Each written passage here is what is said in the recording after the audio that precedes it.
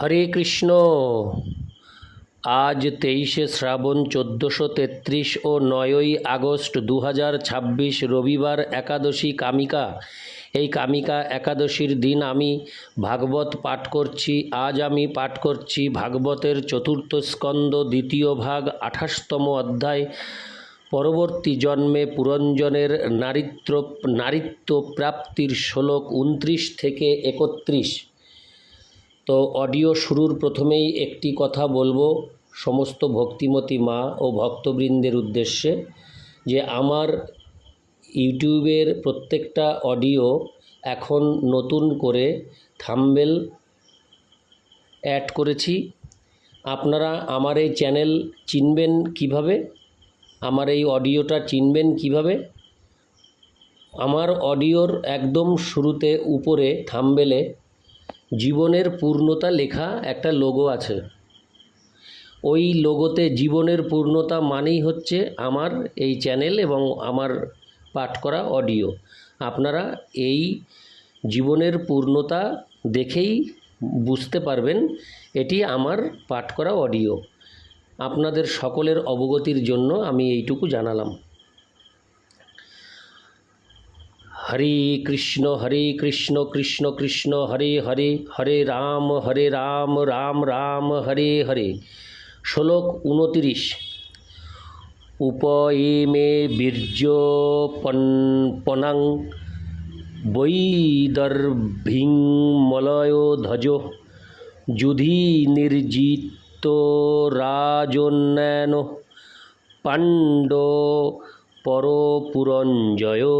অনুবাদ: বিদর্ভ রাজের দুহিতা বৈদর্ভীর বিবাহ হয়েছিল পাণ্ডু দেশের মলয় ধ্বজ নামক এক অত্যন্ত শক্তিশালী ব্যক্তির সঙ্গে। অন্যান্য রাজকুমারদের পরাজিত করে তিনি বিদর্ভ রাজকন্যাকে বিবাহ করেছিলেন। তাৎপর্য: ক্ষত্রিয় রাজকন্যাদের বিবাহের সময় কতকগুলি শর্ত প্রদান করার প্রথা প্রচলিত ছিল। যেমন দ্রৌপদীর বিবাহের সময় শর্ত ছিল যে জলে একটি মাছের প্রতিবিম্ব দেখে সেই মাছটিকে বাণবিদ্ধ করতে হবে। শ্রীকৃষ্ণ 7টি অত্যন্ত প্রবল বৃষকে পরাজিত করে তার এক মহিষীকে বিবাহ করেছিলেন। বৈদিক সমাজ ব্যবস্থার রাজকন্যাদের সম্প্রদান করার সময় এই রকম প্রথার প্রচলন ছিল। বিদর্ভ রাজের কন্যা বৈদর্ভীকে সম্প্রদান করা হয়েছিল একজন অত্যন্ত পরাক্রমশালী ভগবদ ভক্ত রাজার সঙ্গে।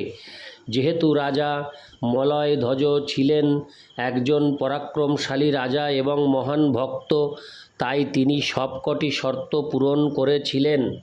মলয়ধ্বজ নামটি একজন মহান ভগবদ ভক্তকে সূচিত করে, যিনি মলয় পর্বতের মতো অটল, এবং তার প্রচারের দ্বারা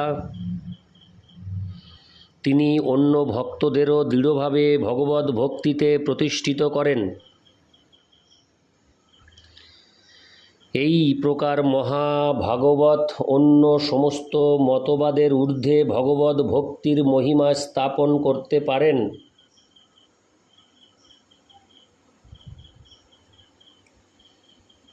সুদৃঢ় ভক্ত জ্ঞান কর্ম যোগ আদি অন্য সমস্ত আধ্যাত্মিক মতবাদের বিরুদ্ধে প্রচার করেন।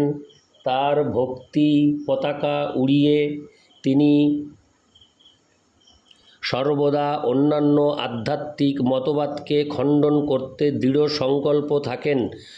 যখনই ভগবদ ভক্তের সঙ্গে অভক্তের শাস্ত্র বিচার হয়, তখন ভক্ত সর্বদা বিজয়ী হন। পাণ্ড শব্দটি আসছে পণ্ডা থেকে, যার অর্থ হচ্ছে জ্ঞান। অত্যন্ত পণ্ডিত না হলে অভক্তদের মতবাদ খণ্ডন করা যায় না। পর শব্দটির অর্থ হচ্ছে দিব্য এবং পুর শব্দটির অর্থ হচ্ছে নগরী। পুর হচ্ছে বৈকুণ্ঠ বা ভগবদ্ধাম। অতএব পর পুর জয় শব্দটির অর্থ হচ্ছে যে শুদ্ধ ভক্ত তার প্রবল ভগবত ভক্তির প্রভাবে সমস্ত অভক্তিপূর্ণ মতবাদকে খণ্ডন করেন এবং তিনি ভগবত ধাম বৈকুণ্ঠকেও জয় করতে পারেন। অর্থাৎ ভগবত ভক্তির দ্বারাই কেবল বৈকুণ্ঠ লোক জয় করা যায়। পরমেশ্বর ভগবানকে বলা হয় অজিত, অর্থাৎ যাকে কেউ জয় করতে পারে না। কিন্তু ভগবত ভক্ত তার প্রবল শক্তির দ্বারা এবং পরমেশ্বর ভগবানের প্রতি ঐকান্তিক আসক্তির দ্বারা অনায়াসে তাকে জয় করতে পারেন। ভগবান শ্রীকৃষ্ণকে স্বয়ং ভয় পায়, কিন্তু তিনি স্বেচ্ছায় মা যশোদার হাতের যষ্টি দেখে ভয় পেয়েছিলেন।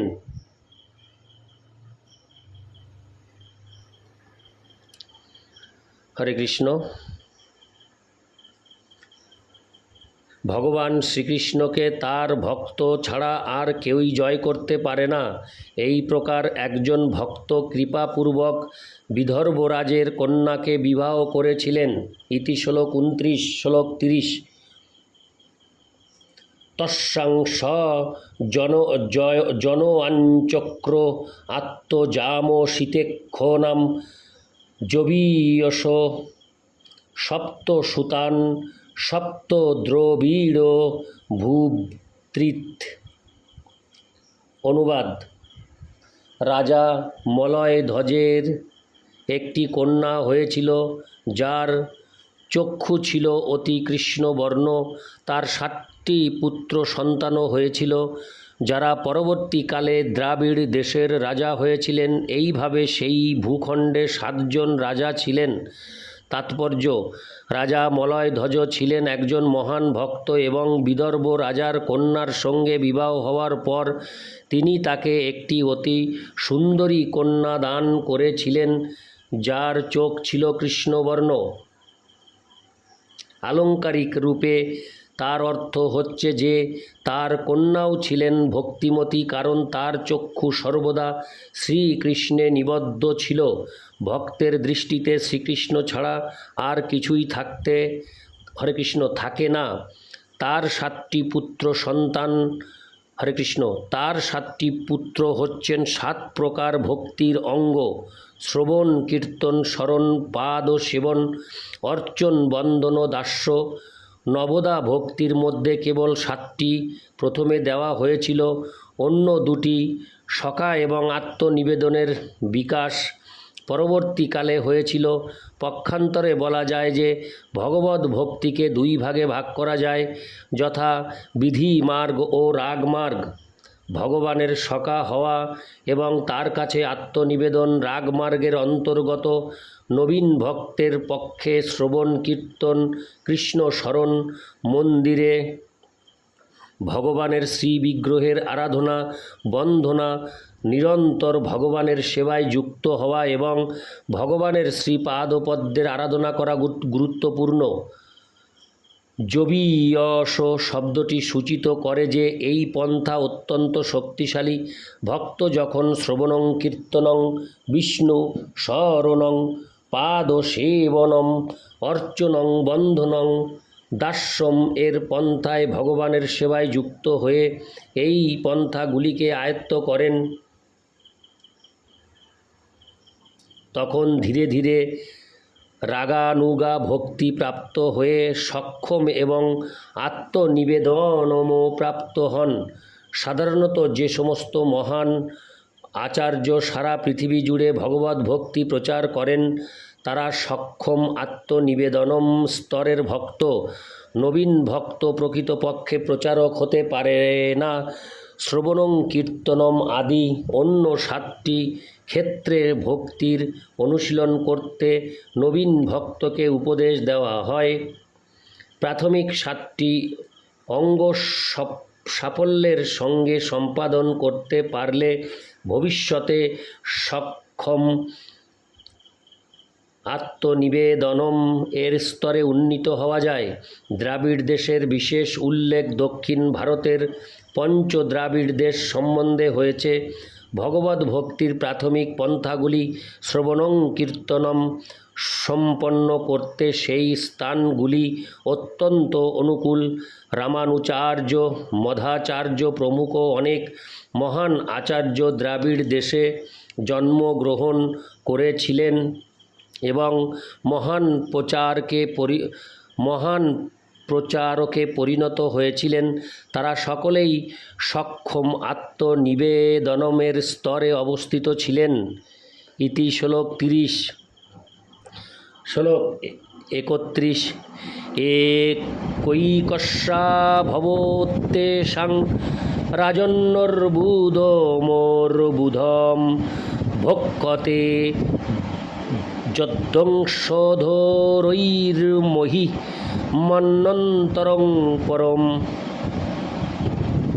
অনুবাদ: হে মহারাজ, প্রাচীন বর্হিষ্যৎ মলয়ধ্বজের পুত্রেরা হাজার হাজার সন্তান উৎপাদন করেছিলেন এবং তারা সকলে মন্বন্তর এবং তার পরেও সারা পৃথিবী পালন করেছিলেন। তাৎপর্য: ব্রহ্মার একদিনে 14 মনুর আবির্ভাব হয়। এক মন্বন্তর বা একজন মনুর আয়ু হচ্ছে 71 গুণ 43,20,000 বছর। এক মনুর পর আর এক মনুর আগমন হয়। এইভাবে ব্রহ্মাণ্ডের জীবনচক্র চলতে থাকে। যেহেতু এক মনু আর এক মনুকে অনুসরণ করেন, তাই কৃষ্ণ ভক্তির সম্প্রদায় চলতে থাকে, যা ভগবদ্ গীতায় 4:1 প্রতিপন্ন হয়েছে। শ্রী ভগবান উবাচ: ইমং বিবস্বতে যোগং প্রোক্তবানহমব্যয়ম বিবস্বান্নবে প্রাহ মনু ঋক্ষা কবেহ ব্রবীত। শ্রী ভগবান বললেন, আমি এই অবিনাশী যোগের বিজ্ঞান সূর্যদেব বিবস্বানকে দিয়েছিলাম এবং বিবস্বান তা মানব সমাজের পিতা মনুকে দান করেছিলেন এবং মনু তা ইক্ষ্বাকুকে দান করেন। বিবস্বান ভগবদ্ গীতার জ্ঞান একজন মনুকে দিয়েছিলেন এবং সেই মনু তা তার পুত্রকে দান করেছিলেন, যিনি তা আর একজন মনুকে দান করেছিলেন। এইভাবে কৃষ্ণ ভক্তির প্রগতি কখনো প্রতিহত হয় না। কখনো মনে করা উচিত নয় যে এই কৃষ্ণ ভাবনামৃত আন্দোলন একটি নতুন আন্দোলন।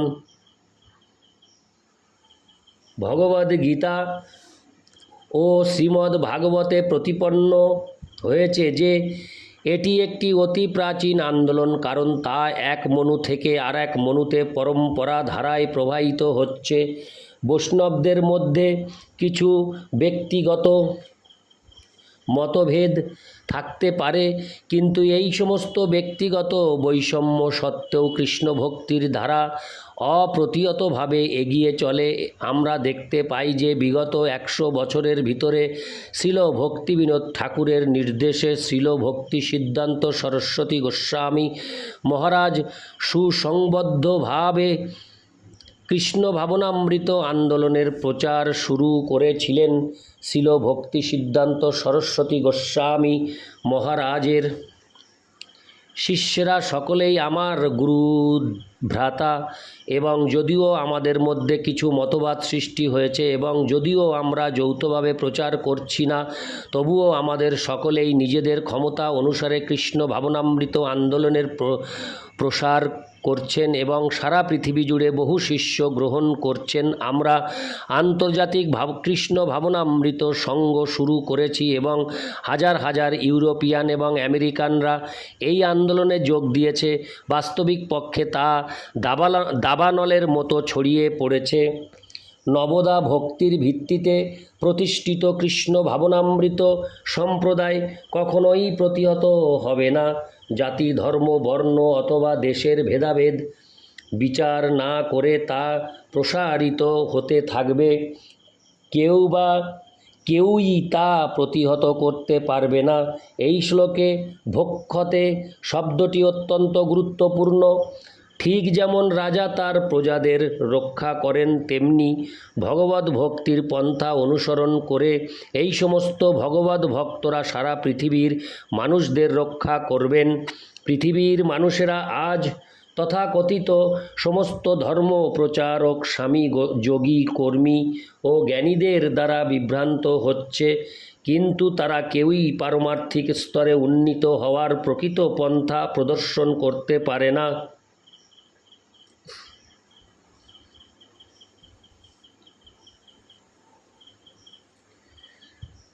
হরে কৃষ্ণ। ভগবত ভক্তির প্রচারকারী 4টি সম্প্রদায় এই ব্রহ্মাণ্ডে রয়েছে। সেগুলি হচ্ছে রামানুজ সম্প্রদায়, মধ্ব সম্প্রদায়, বিষ্ণু স্বামী সম্প্রদায় এবং নিম্বার্ক সম্প্রদায়। মধ্ব গৌড়ীয় সম্প্রদায় বিশেষভাবে আসছে শ্রী চৈতন্য মহাপ্রভু থেকে। এই সমস্ত ভক্তরা ব্যাপকভাবে কৃষ্ণ ভক্তির প্রচার করে ভণ্ড অবতার স্বামী যোগী এবং অন্যান্যদের হাত থেকে নিরীহ মানুষদের রক্ষা করছে। ইতি শ্লোক 31। হরে কৃষ্ণ কৃষ্ণ কৃষ্ণ হরে হরে, হরে রাম রাম রাম হরে হরে।